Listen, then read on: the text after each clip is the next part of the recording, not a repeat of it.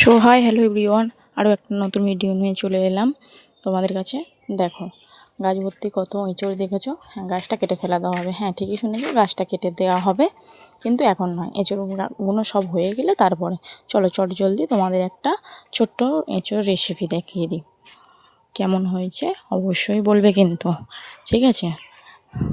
দেখো গাছ থেকে একটা এঁচড় কেটে নিয়ে চলে এলাম।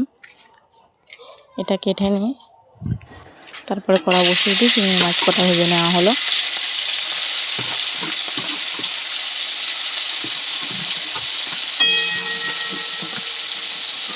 চিংড়ি মাছগুলো ভেজে নেওয়া হলো। চিংড়ি মাছগুলো ভেজে নিয়ে তুলে রাখা হবে। তারপরে দেখতে পাচ্ছি কড়াই তেজপাতা, শুকনো লঙ্কা, গরম মশলা, গোটা জিরে সবই দিয়ে দেওয়া হবে এক এক করে।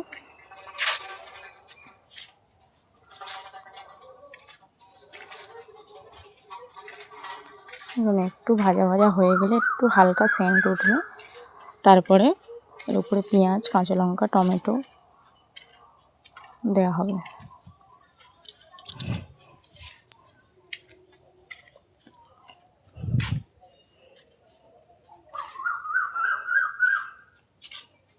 তোমরা সবাই কেমন আছো কমেন্ট করে জানাবে। আমি তো ভালো আছি, খুবই ভালো আছি বলতে পারো। আর সবথেকেও বড় কথা হচ্ছে ভিডিও করতে পারলে আরও বেশি একটু ভালো থাকি। সে রিলস ভিডিও বলো বা রান্নার ভিডিও বলো, যাই বলো, একটু করতে পারলে বেশ ভালো থাকি। সব সময় রান্নার ভিডিও যদি করি বেশ ভালো লাগে। সারাদিনের কাজকর্ম পরেও যদি নিত্য নতুন একটা করে রান্না করিও মনটা ভালো থাকে। রান্না করতে আমি ভীষণ পছন্দ করি, করে খাওয়াতেও পছন্দ করি। অবশ্যই কার কার কীরকম লাগলো অবশ্যই বলবে কিন্তু, ঠিক আছে। দেখো তোমাদের সাথে গল্প করতে করতে পেঁয়াজ ভাজা ভাজা হয়ে গেল। আদা রসুন বাটা, হলুদ গুঁড়ো, ঝালের গুঁড়ো পরস্পর দিয়ে দেওয়া হচ্ছে, দিয়ে ভালো করে মশলাটা কষিয়ে নেওয়া হচ্ছে।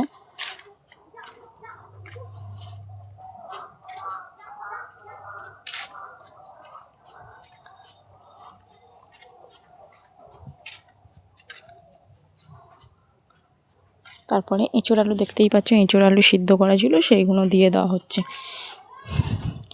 আমি তো রিলস ভিডিও করি, অনেকেই দেখো, অনেকেই ভালো ভালো কমেন্ট করো। রান্নার ভিডিও কীরকম লাগলো অবশ্যই আমাকে জানাবে কিন্তু, ঠিক আছে। টাটা, বাই, আবার অন্য একটা ভিডিওয় দেখা হবে।